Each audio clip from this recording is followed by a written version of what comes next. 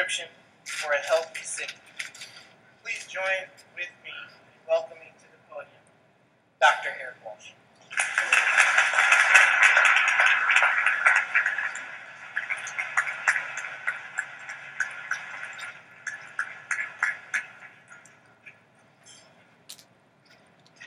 Morning, everyone. Thank you guys for coming out. I want to thank our city mayor for having me here today. Committee, really enjoyed talking with you guys and setting this up. I also want to thank a group that often doesn't get thanked, and that are my colleagues on the executive leadership team at the city of Pasadena. I know it sounds funny, but these are very hardworking people who really put the city first, really work hard to make the city better. So I really want to make sure I recognize them for all the hard work they do. I also want to recognize the city council. I want to say that the city council has actually helped me to really strengthen my belief in American democracy, and it's watching how they work together to make things happen and to really do what's best for the city. It really has emboldened my passion for this country and what we do. So I thank the city council as well for all the hard work they put in. With that said, we're going to get into our talk. And I was given this topic, the prescription for a healthy city. But I like the topic because I want to take us somewhere with this. And I'm going to start off in the book of Luke, the 19th chapter. Don't worry, this is not a sermon. But, you know, a little Bible at a prayer breakfast probably doesn't hurt. In Luke 19, the 41st verse, the Bible is speaking of Jesus, and it says, when he approached Jerusalem, he saw the city, and known in this day, even you, the things which make for peace. But now they have been hidden from your eyes. Jesus is sitting above, looking down at the beautiful city of Jerusalem, a city whose name literally means peace. As he looks at the city and he realizes what is to come upon the city, like most cities in world history, Jerusalem really is no different, except that it is a holy city by three of the major religions in the world.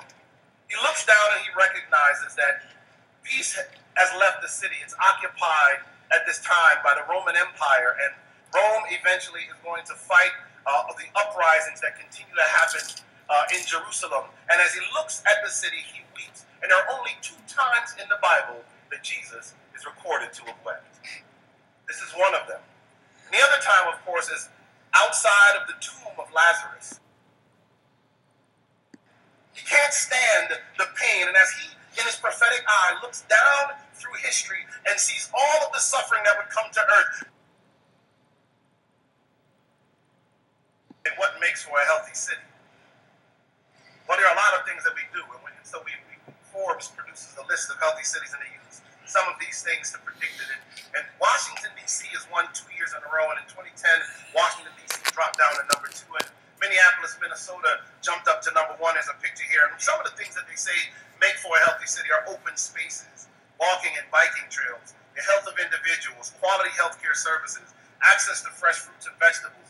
All our low smoking rates are very important. Low rates of certain diseases. All of these things are factored in, and they come up with these lists, and they say these are the healthiest cities in America. And of course, all of these things are critically important. And in fact, I love this city because the city has most of these things in place. But it's interesting because even though DC wins 2 years in a row and comes up second in the 3rd year, when you look at a train map of the city of Washington, D.C., and some of you have seen me show this before, if you start down here in the southeast corner of the city, you have one of the poorest, most violent neighborhoods in all of the United States of America. Most prosperous neighborhoods in America as you travel out to Maryland. For every mile you travel. In fact, the average suburbanite near the Shady Grove station will live 20 years longer than the typical city dweller around Capitol Heights. And they won the healthiest city 2 years in a row. You see, because when we gauge health, sometimes we focus on things that seem to make a lot of sense, but being truly healthy is so much deeper than what your hemoglobin A1C is. has a lot more to do with the average blood pressure of a city. And what I really want to bring to you is the next dimension in health. Where do you go to get beyond simply the rigors of numbers? And at the University of Miami in medical school, they taught me that you don't treat numbers, you treat patients. People run up to me all the time. It's only one of the bad things about people knowing I'm a doctor in the city is I literally will be out to eat somewhere and someone will sit next to me and say, you know, my cholesterol was checked and it's 300.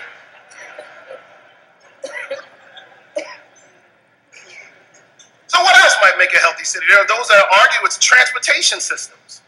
It's the skyline, economic growth, or affluent neighborhoods that such a city is a healthy city. But we know from cities like Los Angeles and New York and Chicago that you can have all of those things and still have sections of town that are devoid of health and of prosperity. In fact, if you look around the world, but we know from cities like Los Angeles and New York and Chicago that you can have all of those things and still have sections of town that are devoid of health and of prosperity.